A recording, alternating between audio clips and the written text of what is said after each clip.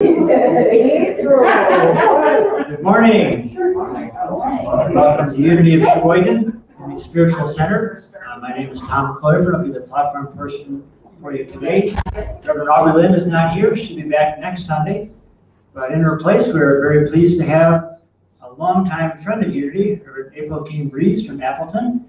So we'll be looking forward to her message and her meditation later on. When I saw the weather earlier today, I just knew she would be coming because it's been tradition. Whenever there's coming, whether snow or cold or rain or fog, this must be a day for Reverend April. And sure enough, it was pea soup outside, so we could hardly see anything. But it cleared off and she had smooth sailing in, so we're happy to have her in. Reverend April was formerly the minister at the Unity of Appleton Church.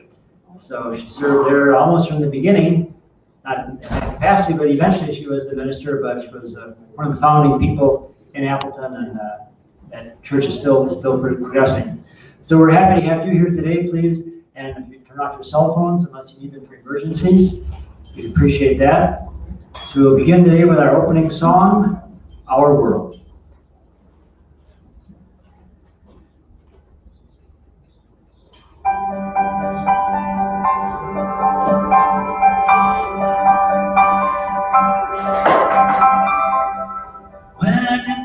Toes in the waves of the ocean, something in me knows I am part of that ocean, and I can't deny I am one with all mine, 'cause this is my world, and this is your world. Together we will choose the day.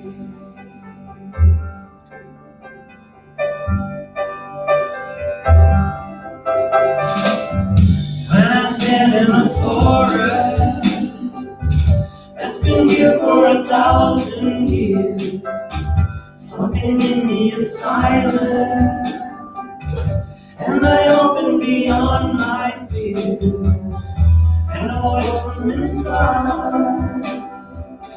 tells me not to deny.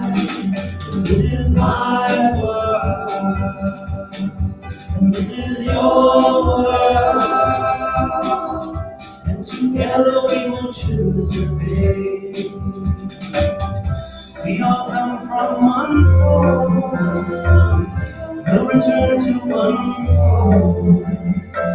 So let's sing with one voice. Let's sing our choice. Sing with me. I choose life. I choose life. I choose life. I choose to love.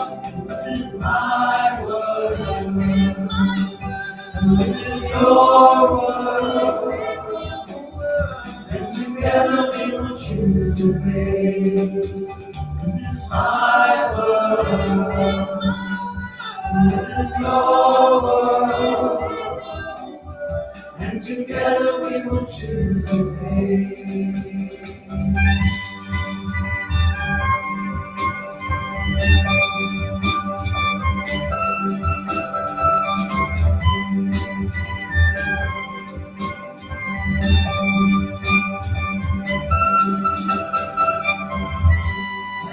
My toes in the waves of the ocean, I know I'm alive.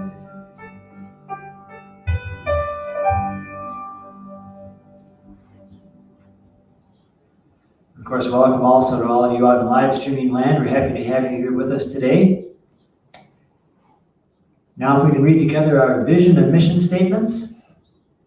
Our vision: we're a spiritual community of love, peace, and acceptance. Our mission is to create an inclusive spiritual community through fellowship, service, and community outreach. Now I'd like to invite Dave Polly to come forward, read our daily word, and light the Christ candle.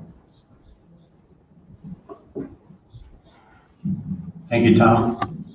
Good morning. A reading of the Daily Word for Sunday, April 11th, 2021. The word for today is imagination.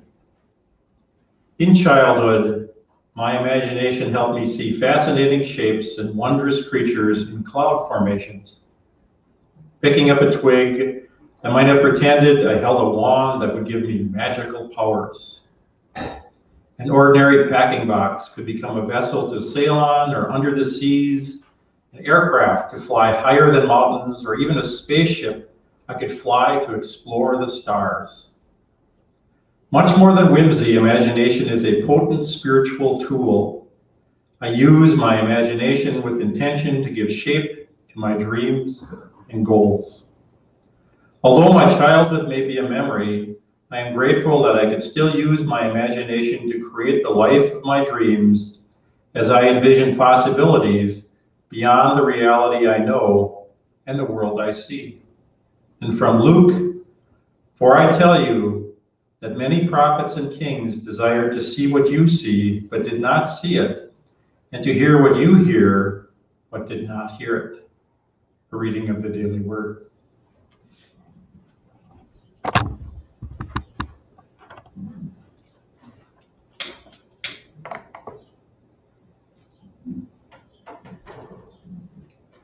This Christ candle represents us.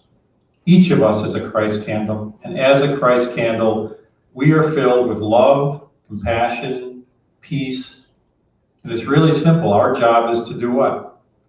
To be who we are, for we are all Christ candles. Thank you, David.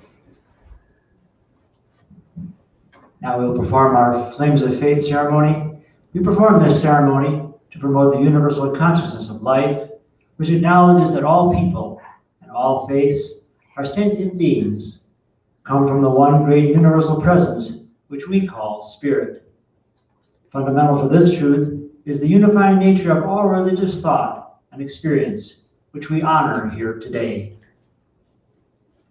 First, we light a candle for the Tao, honoring the universal path of harmony and equilibrium, the natural way. We light a candle for the shamanic tradition, honoring the beliefs and practices of all indigenous people, the way of primal spirituality. Next, we light a candle for Hinduism, honoring the path of knowledge, action, and devotion. We light a candle for Judaism, honoring the ethical path of living by sacred law. We light a candle for all forms of Buddhism, honoring the Four Noble Truths and the path of compassion. We light a candle for all forms of Christianity, honoring the Christ consciousness as the path of love. We light a candle for all forms of Islam, honoring the path of submission to the will of God as the highest calling. We light a candle for the universalistic religion of Baha'i, honoring the path of unity and peace. We light a candle for all forms of New Thought, honoring the metaphysical path of mental healing through the practice of universal spiritual principles. And finally, we light a candle for all those who are as yet unaware of the power and presence of Spirit in their lives, and for the space that we are holding for them as the center, at the center, and for all religions named in this ceremony.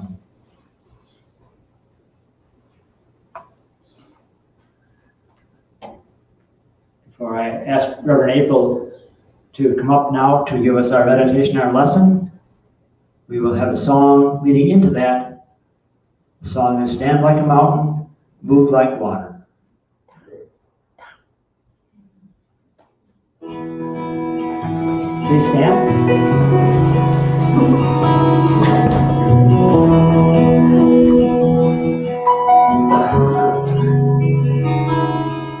At the foot of a mountain, in a bamboo cafe, sat an old Asian lady with eyes full of grace.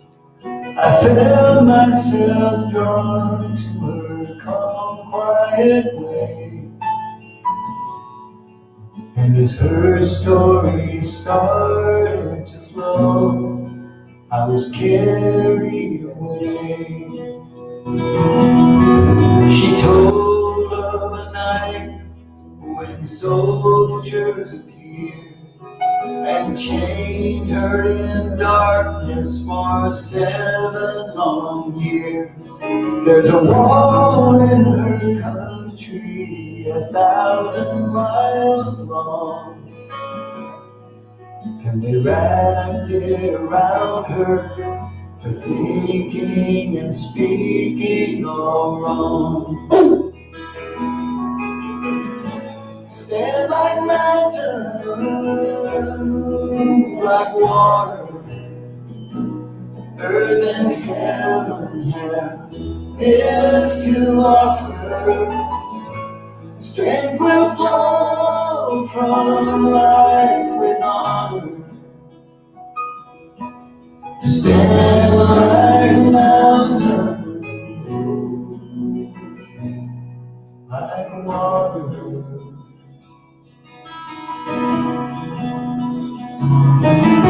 She knew in her heart she committed no crime, and the story to tell is what kept her alive. In a cell with no windows, she nurtured the seed. And one day the light would shine in, and people would see. I thought how her life was so different from mine, and the insight that came has remained in my mind. Here is a woman who knows who she is. Through good times and bad, she's the same way that she is. Stand like mountains, move like water, earth and heaven have this to offer. Strength will flow from life with honor. Stand like mountains, like water.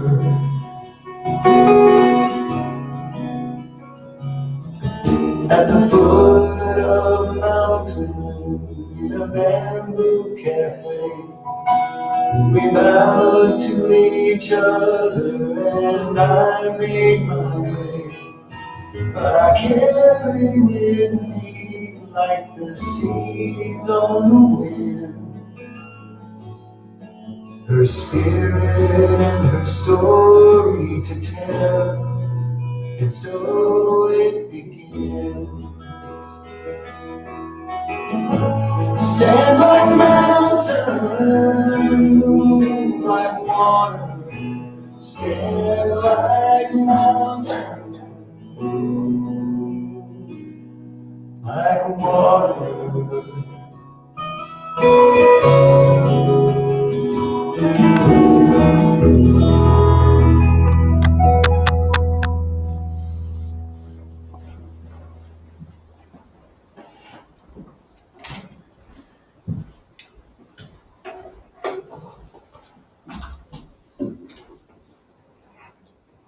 Let's prepare for meditation with the beautiful words of that song in our hearts and minds this morning. I invite you to close your eyes if that's comfortable for you, and otherwise just leave them open, whatever works best for you.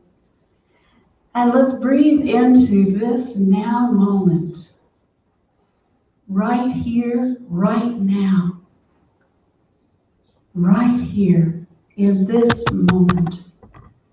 You are. We are. Those of you who are watching from afar, we are with you in spirit. We are one. To deepen our sense of being present in the now, let's do some breathing together. I invite you to relax your body and focus on your breath. Just focus on breathing, and that's all you need to do. Breathing in life and breathing out love. Each of us is here to be a transformative presence in our world. And in this we are one, each of us expressing the divine in our own way. Continue to breathe now. Notice the breath within the body.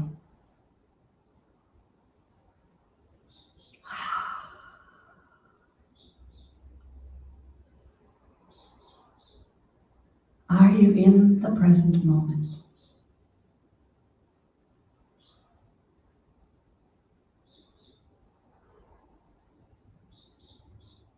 If you find your thoughts wandering, that's okay. Let them wander and bring yourself back to this now moment.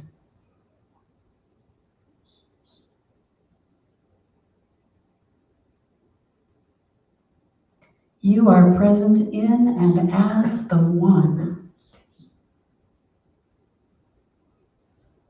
One spirit, one mind, one heart.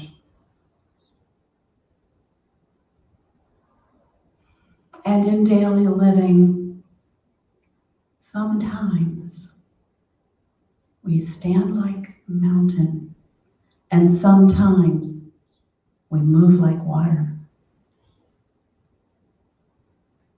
So I invite you to be centered in standing like a mountain for a moment. Mentally and emotionally standing in your strength, your oneness with the divine, and feel yourself rooted in the earth beneath our feet. Like the tallest, strongest tree, we stand in our strength.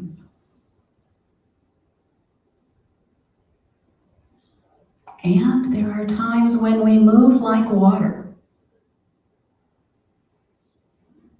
Water goes where it flows. It just moves.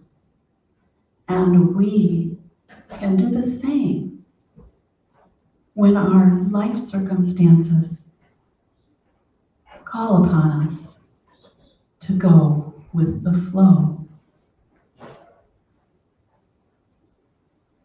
Now take a moment to imagine yourself floating, drifting gently with the river of life, effortlessly drifting and going with the flow. And I invite you to take a moment in the silence with me.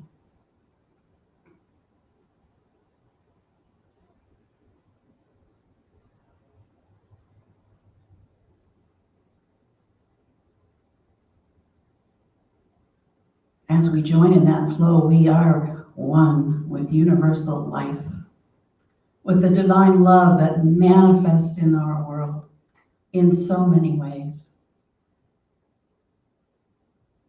And in this love that we bring back into this present now moment with us, the deep, abiding flow of love that is always around us, from which we cannot ever be separated.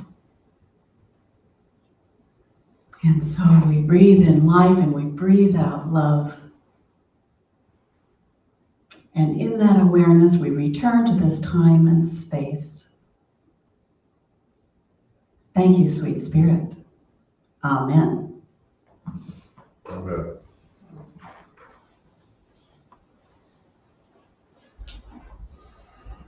It is so good to be with you again. When I got the email, I thought to myself, the request that I speak, I thought, let's see, do I still know how to do that? It's been a while. In fact, the last time I was here, was at the very beginning of what we've come to know as the COVID year. It was in March, and I spoke about contagion of thought. We didn't know then what we know now about how this would unfold, did we? We were at a place of not knowing. Do you remember before last year when 2020 was a perfect vision score? Oh yeah, I can see 2020. When it was just a news program on ABC. We have some new associations with it now, don't we? Oh, yeah. Yeah, we do. We know how to wear a mask. We can remove it one-handed. We can color coordinate it with our ensembles. We have learned how to be close while physically distant. We've learned a lot about the value of toilet paper.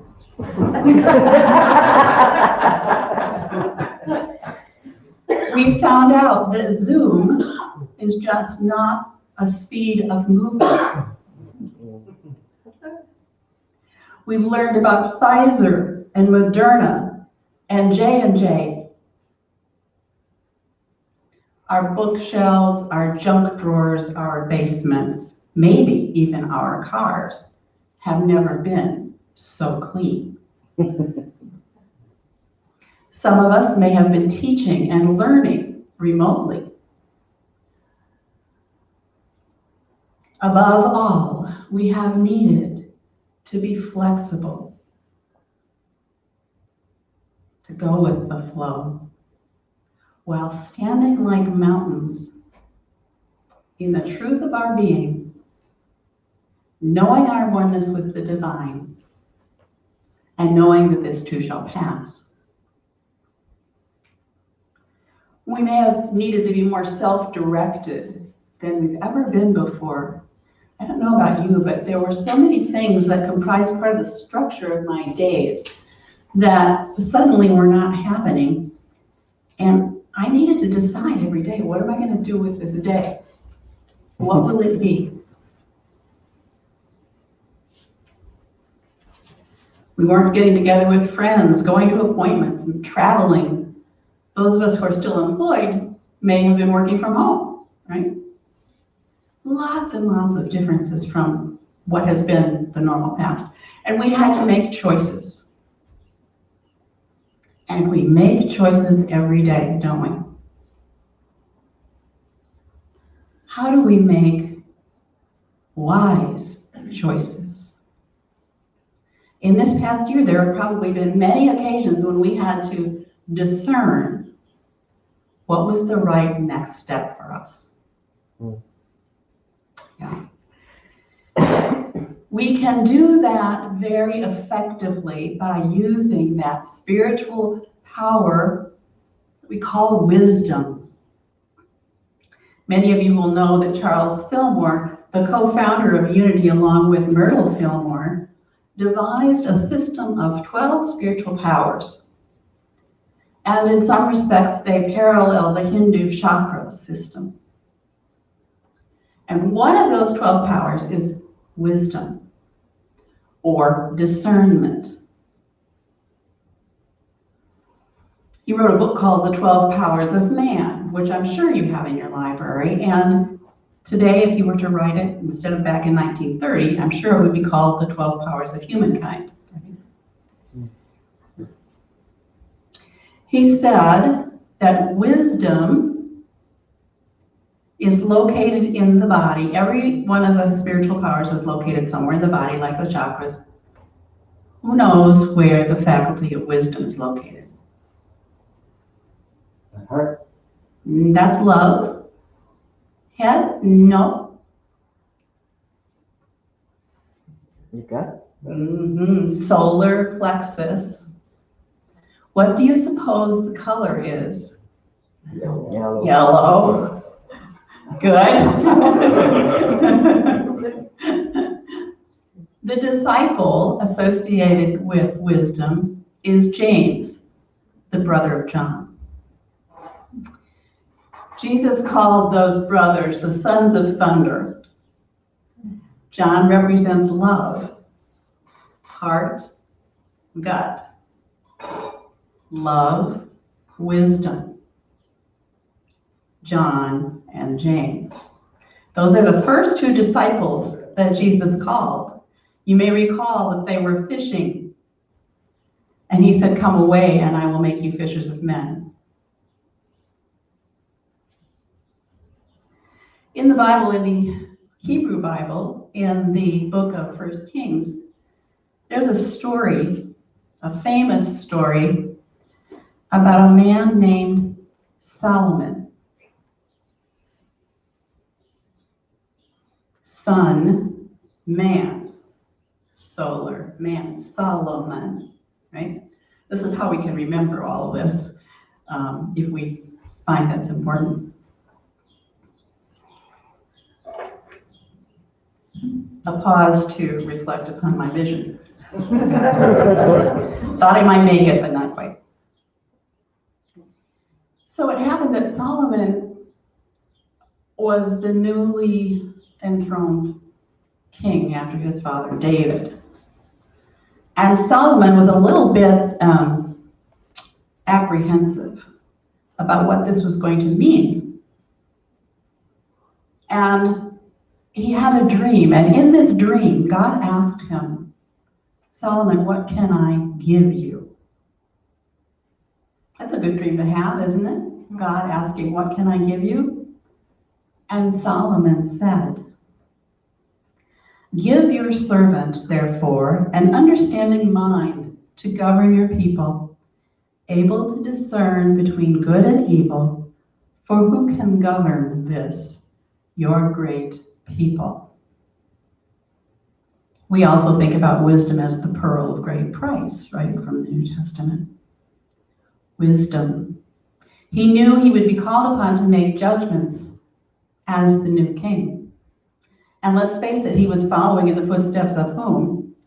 Daddy was David. Okay, those are big shoes to fill. So he realized then that he had been in a dream, and he went on his way to Jerusalem, and he prayed in the temple and made gift to the altar, and then he had a party for his household. But it wasn't long before he was asked to adjudicate a situation. Now, we've all heard stories about children switched at birth.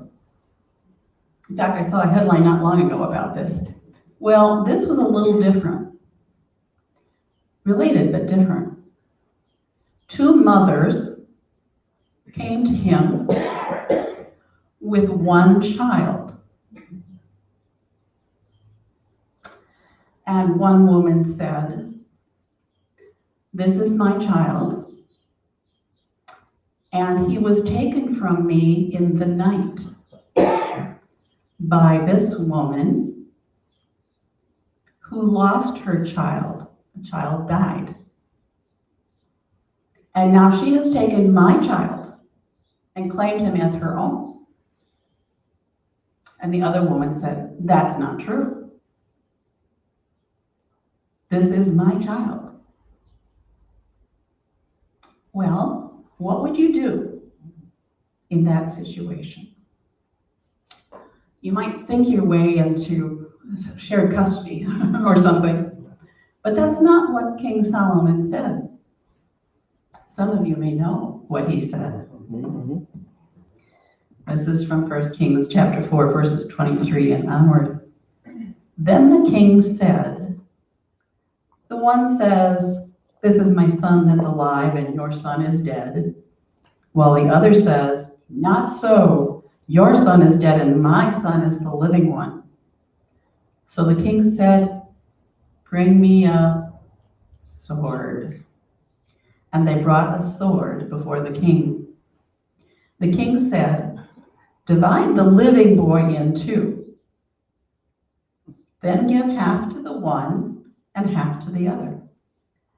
But the woman whose son was alive said to the king, because compassion for her son burned within her, "Please, my lord, give her the living boy. Certainly do not kill him." The other said, "It shall be neither mine nor yours. Divide it." Then the king responded, "Give the first woman the living boy. Do not kill him. She is his mother." All Israel heard of the judgment that the king had rendered, and they stood in awe of the king, because they perceived that the wisdom of God was in him to execute justice. It's really a powerful story, isn't it? As with many stories in the Hebrew Bible, it has a lot of punch to it. And we remember that story. I saw heads nodding as I was going through the story with you. There's something else about this story that I like. Who in their right mind would say, "Get me a sword so I can cut this kid in two"? Human logic would say, that's ridiculous. However, if Solomon was operating from a deeper awareness, from divine wisdom, and using that faculty along with all of his others, he had the inspiration to say, I know the quickest way to resolve this. The truth will come out.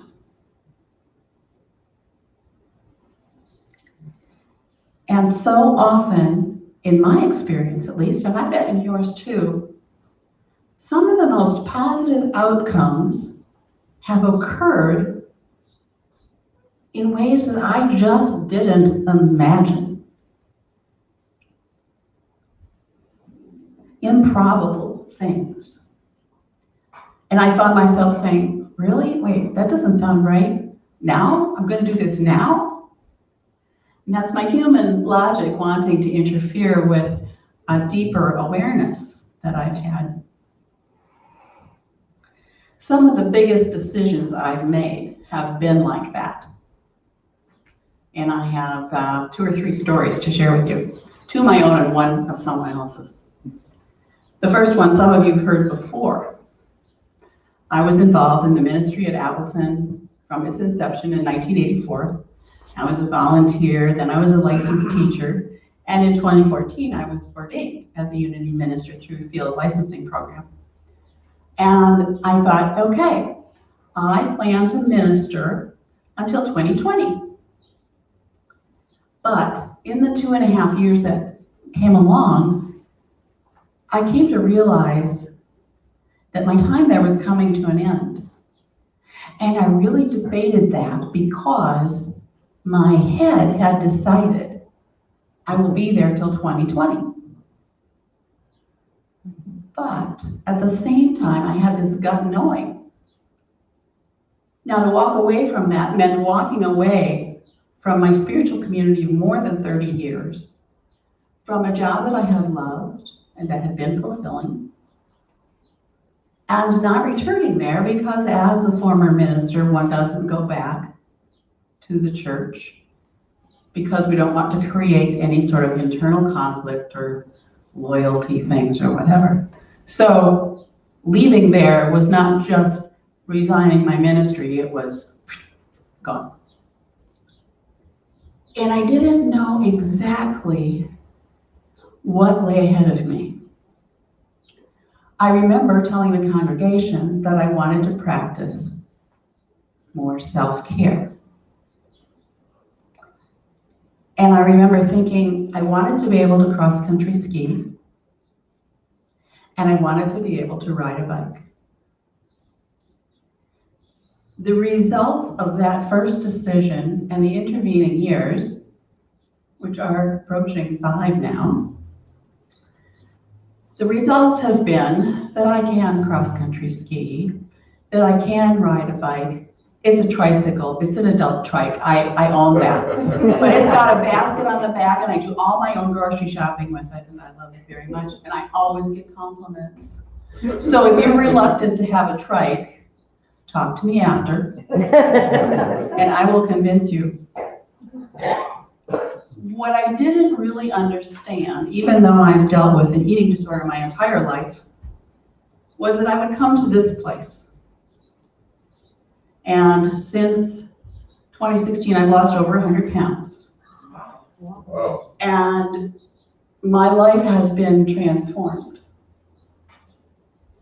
And it is as much about letting go of food and of embracing exercise that has transformed my life, not just the weight loss, but what goes with it. If any of you have dealt with addiction in any form, you know there's a strong attachment to the substance, and that to be without the substance feels like death. But I finally came to the point where I realized I couldn't have it both ways.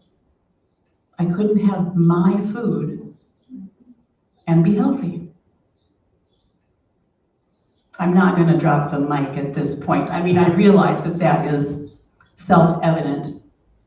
But if you're addicted to a substance, there's this whole other thing going on in your head that's not about logic. So then one day this winter, I decided I'm not going to color my hair anymore. Just decided. It's pretty funny because my daughter had been saying to me, Mom, or had said several times, I remember each one of them, Mom, do you think you ever will stop coloring your hair?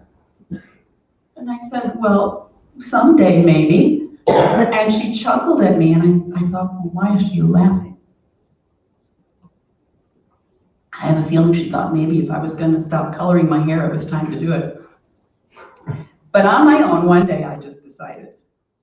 And I now have a silver head. And I'm happy. I'm happy. This journey has brought me to a greater authenticity, a greater awareness of myself than I've ever had before. And it is that pearl of great price. It is that wisdom, that knowing, that essential brightness within that is better than any kind of food you could offer me.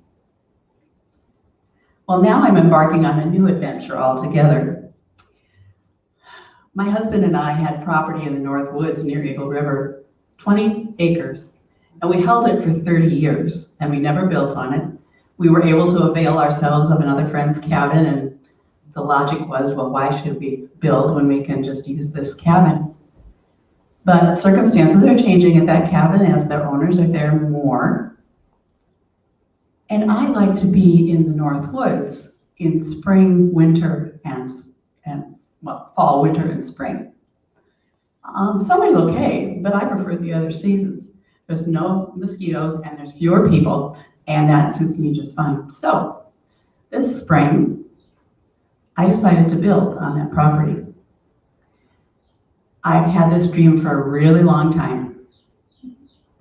And my logic would say, now? You're gonna build now, after all this time? Yep, I am. And I'm totally delighted about it. It is freeing, it's empowering, it is joyful, joyful. And so this journey that I entered into reluctantly has led me in a completely new way. I want to share one more story about wisdom. This is a story about a woman named Blair Braverman. Has anyone heard of Blair Braverman? She lives in Wisconsin, and she is a musher. She drives a dog team. She's competed in the Iditarod and did well. I can't remember exactly how well. But I read an article that she wrote in the New York Times, early winter. And it struck so many chords with me. she talked about taking the dogs out. And she said, you know, when we go out, the dogs have no idea how far they're going to run. I should preface this by saying she was talking about living with uncertainty in the COVID year. She said, my dogs have no idea how far they're going to run. They might be going just for a little trip, or they might be going on the Iditarod. And she said, I'm the one who needs to pace the dogs. Because guess what?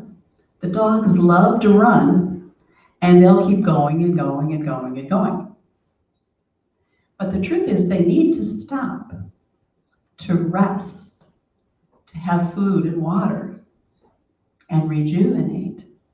So I have to build in the resting ahead of time.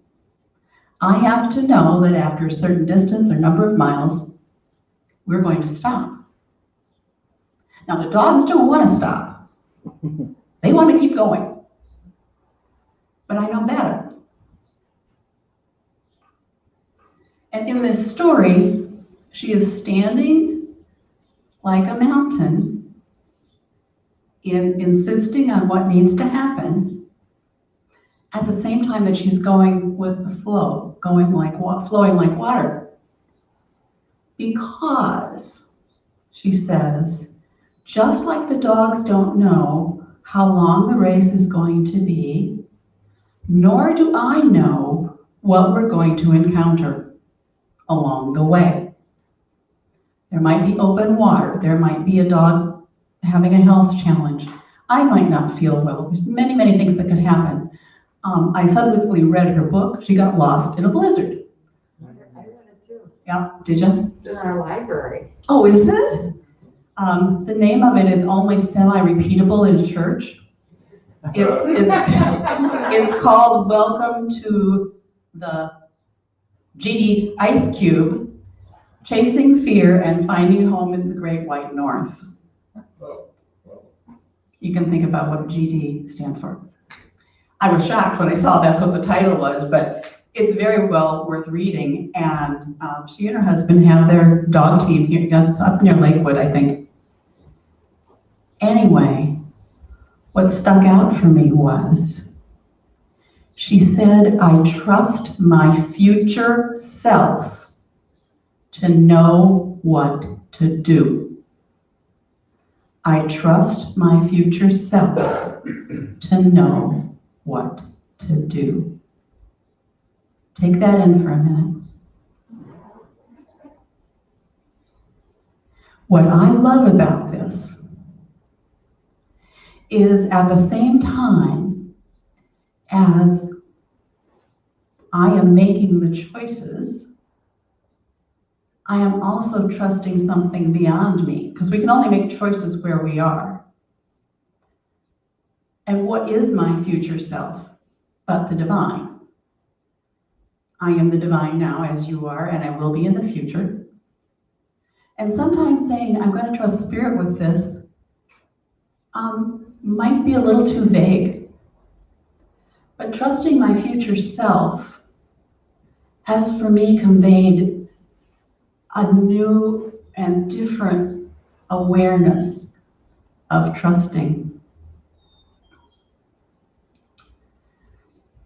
I recommend her to you. She's got another book coming out. I would love to go visit her sometime. So whether we're experiencing imprisonment of some kind, like that Chinese lady did, living in the dark for 7 years,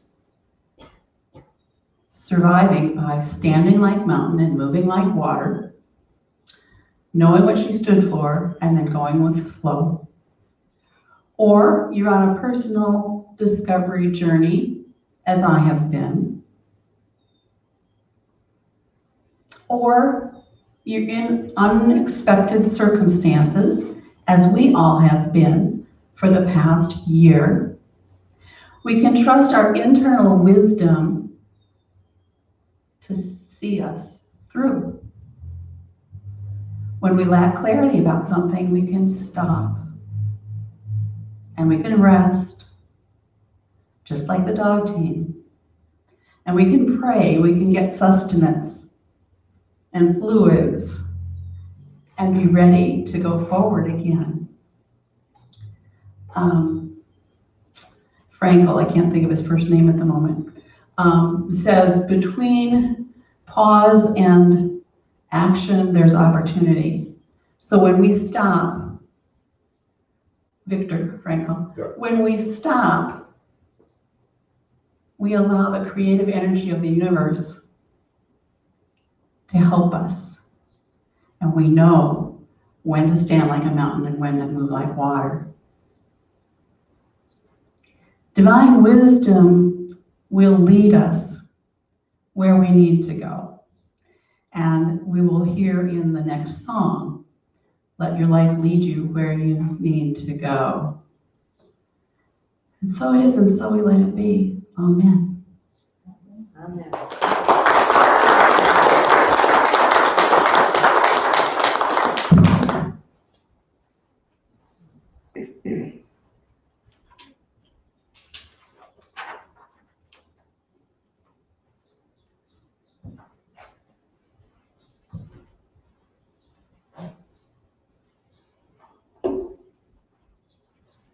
Thank you very much, Reverend April. Appreciate that message.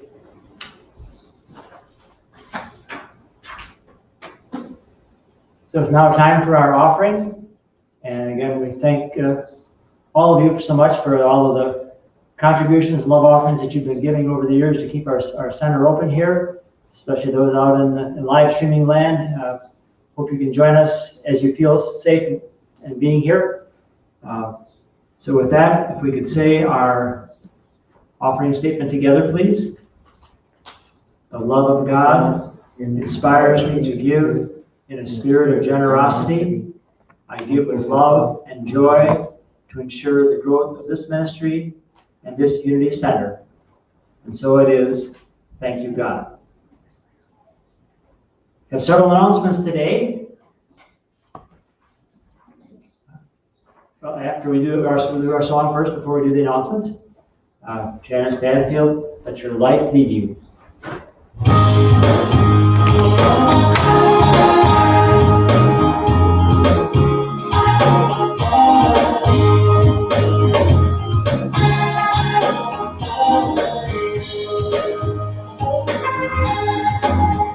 Every once in a while, I start losing my smile, and I say to myself, what's the deal?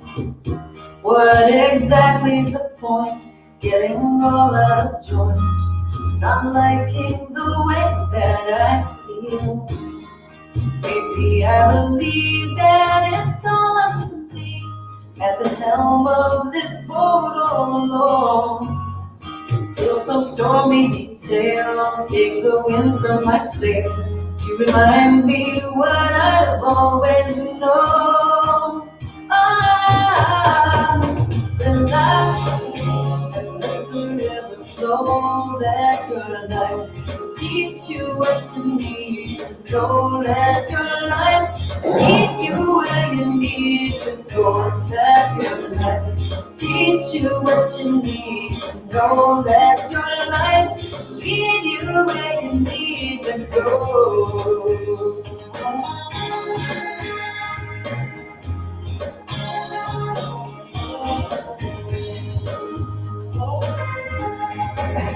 If you're swimming upstream, chasing a dream, make sure that it comes from the heart.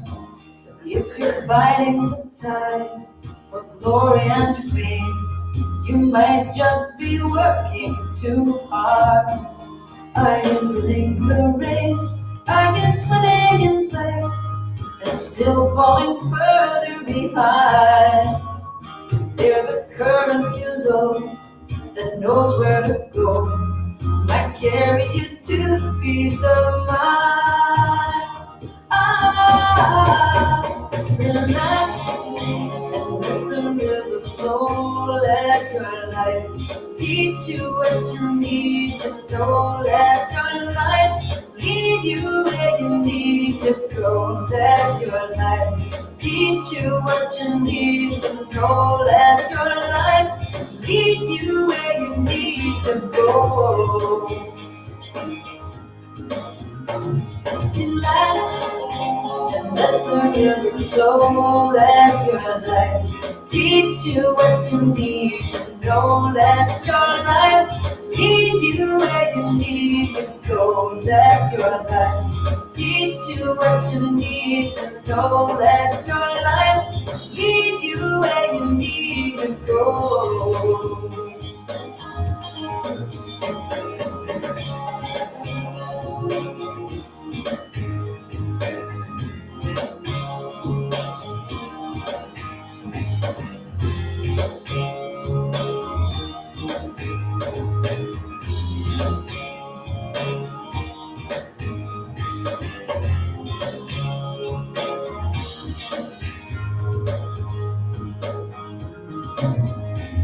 Relax and let the river flow. Let your life teach you what you need to know. Let your life lead you where you need to go. Let your life teach you what you need to know. Let your life lead you where you need to go.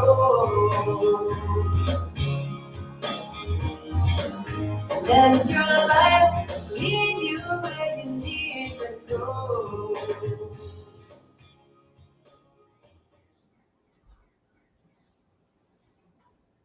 All right, so now we have our announcements. We're looking for more volunteers as well, for those, as we're opening up more. So if you are interested in becoming part of the volunteer group here, please get a hold of Jules or Reverend Aubrey Lynn and let us know of your availability, and we'll make sure that you get on our lists. We also have a little change in our circulation day. It's now going to be called our Hidden Treasures fundraiser, and it's more of a rummage sale. The date for that is going to be on June 26th, Saturday. So put that on your calendar. I think there are a few of the slips that are available. So we're looking for some used items that are still in good condition, other than clothing. And so we look to have a fun day on that. So put that on your calendar for June 26th.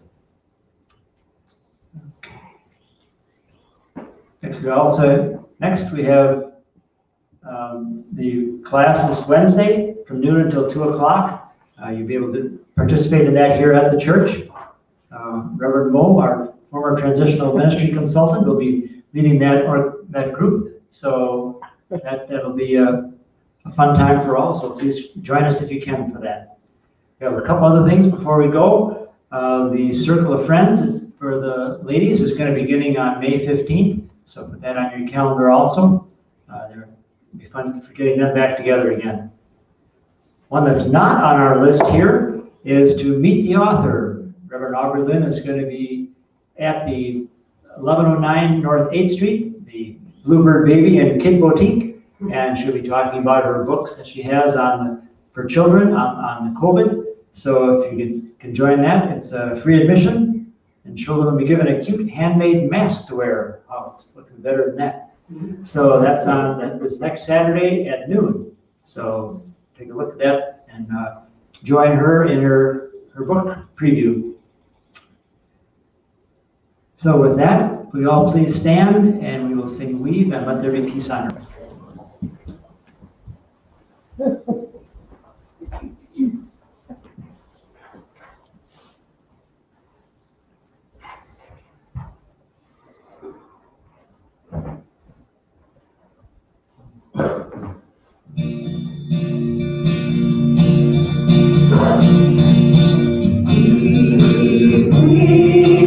We rise together, we rise together, together.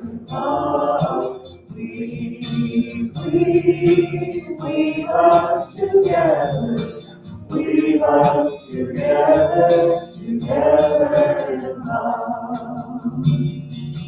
Let there be peace on earth, and let it begin with me.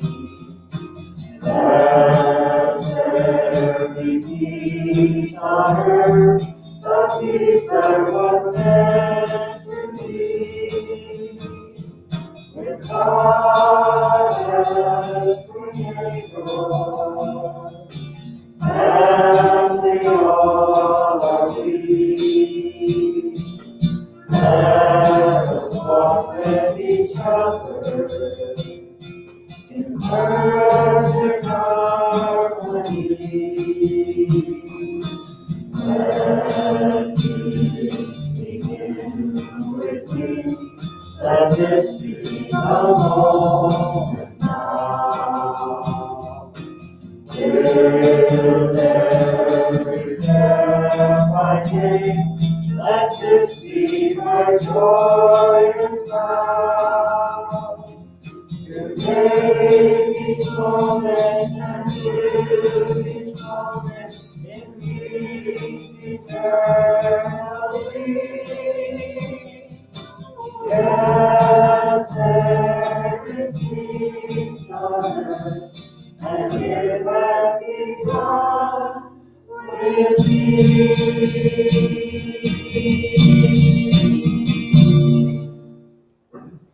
Our prayer for protection.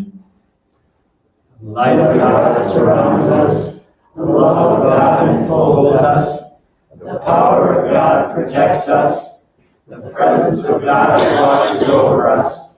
Wherever we are, God is, and all is well. Could you have April come forward, please, to give us our final closing thoughts? As you go from this place, know that you go standing like a mountain and moving like water, trusting your inner wisdom to guide you in all things. Let your life lead you where you need to go. You are blessed and a blessing. And so it is. Thank you, God. Amen. Amen. Thank you, Reverend April, for being here today, and thank all of you. And so we look forward to seeing you again next week. So have a great day.